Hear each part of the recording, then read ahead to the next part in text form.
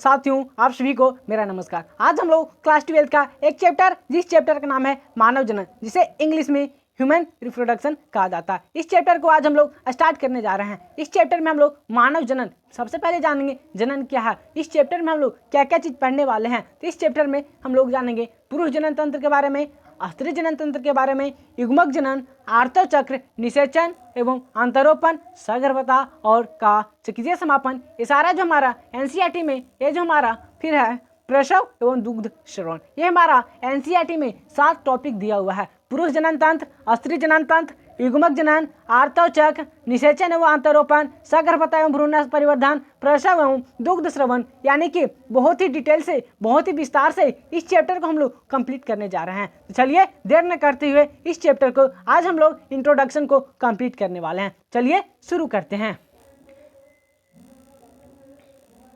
NCERT बोलता है, जैसा कि आप जानते हैं कि मानव लैंगिक रूप से जनन करने वाला सजीव प्रजक या जरायुज प्राणी है। जैसा कि आप सभी जानते हैं कि जो मानव होते हैं वह लैंगिक रूप से जनन करते हैं। मानव कैसा जनन करता है? तो लैंगिक रूप से जनन करने वाला सजीव प्रजक यानी कि जरायुज प्राणी है। जरायुज का मतलब क्या होता है? वैसा प्राणी जो अपने बच्चों को दूध पिलाता हो, उसे हम लोग जरायुज प्राणी कहते हैं। मानवों में जनन घटनाओं के अंतर्गत युग्मक की रचना, जनन के घटना के अंतर्गत युग्मक की रचना होती है। युग्मक की रचना को हम लोग युग्मक जनन कहते हैं। युग्मक की रचना को युग्मक जनन कहते हैं, अर्थात पुरुष में शुक्राणु तथा स्त्री में अंडाणु बनना, स्त्री जनन पंथ में शुक्राणु का स्थानांतरण, विनिषेचन, पुरुष तथा स्त्री की युग्मकों का संलयन, निषेचन, उसके बाद युग्मनज का निर्माण होना शामिल है। यानी कि पुरुष में शुक्राणु, पुरुष में किस चीज का निर्माण होता है? शुक्राणु का, और स्त्री में अंडाणु का। स्त्री जनन पथ में शुक्राणु का स्थानांतरण, यानी कि पुरुष साथी से जब स्त्री में युग्मकों का संलयन जब ट्रांसफर होता है तो उसे हम लोग स्थानांतरण, जिसे हम लोग विनिषेचन कहते हैं। और उसके बाद पुरुष तथा स्त्री के युग्मकों का संलयन, यानी कि पुरुष का शुक्राणु और स्त्री का अंडाणु जब मिलते हैं तो उसे हम लोग निषेचन कहते हैं। और उसके बाद जब निषेचन होने के बाद हम लोग फिर जायगोट का निर्माण होता है,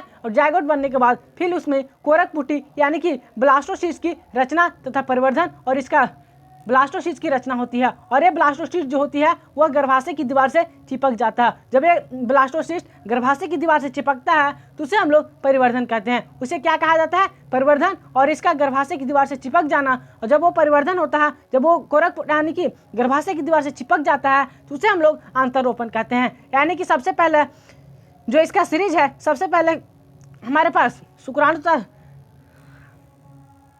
सबसे पहले हमारे पास विनिषेचन होगा, उसके बाद निषेचन होगा, उसके बाद जायगोट बनेगा। जायगोट बनने के बाद ब्लास्टोसिस्ट का निर्माण होता है। ब्लास्टोसिस्ट जो होती है वह गर्भाशय की दीवार से चिपक जाती है, जिसे हम लोग अंतरोपण बोलते हैं। उसके बाद जो होती है भ्रूणीय परिवर्धन, यानी गर्भावधि और शिशु के जन्म में प्रसव की क्रियाएं घटित होती है। उसके बाद क्या होता है? प्रसव की क्रियाएं घटित होती है।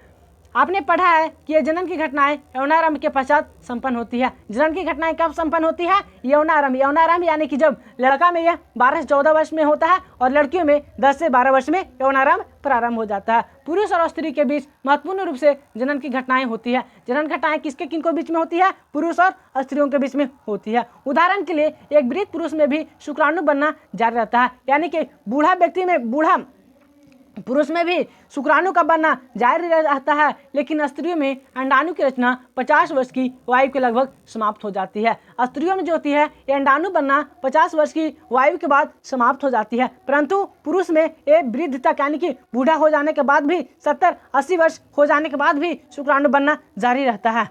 आइए हम मानव में स्त्री और पुरुष जनन तंत्र के बारे में चर्चा करते हैं।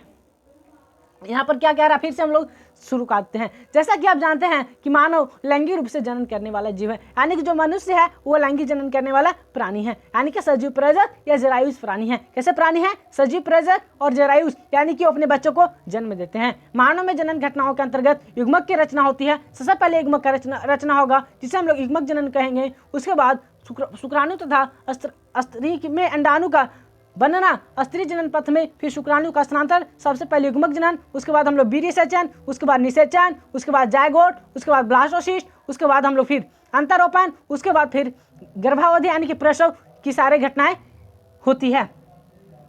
घटित होती है। आपने पढ़ा है कि ये जनन की घटनाएं यौनारंभ के पश्चात संपन्न होती है। पुरुष और स्त्री के बीच महत्वपूर्ण रूप से जनन की घटनाएं होती है। उदाहरण के लिए एक वृद्ध पुरुष में भी शुक्राणु बनना जारी रहता है, लेकिन स्त्रियों में अंडाणु की रचना 50 वर्ष की आयु के लगभग समाप्त हो जाती है। आइए हम मानव में स्त्री और पुरुष के जनन तंत्र के चर्चा करते हैं। हम लोग अगली वीडियो में पुरुष जनन तंत्र के बारे में पढ़ने वाले हैं। बहुत ही शानदार, बहुत ही मजेदार तरीके से। अगर आप सबको वीडियो पसंद आया होगा प्लीज वीडियो को लाइक कीजिएगा, चैनल पर है चैनल को सब्सक्राइब कर लीजिएगा और अपने दोस्तों को भी हमारे इस चैनल के बारे में जरूर बताइएगा। इस चैनल पर हम लोग शानदार क्लास 12 का डेली वीडियो अपलोड किया जा रहा है। प्लीज मेरे दोस्त आपसे भी हमारा इस वीडियो पर अपना प्यार और अपना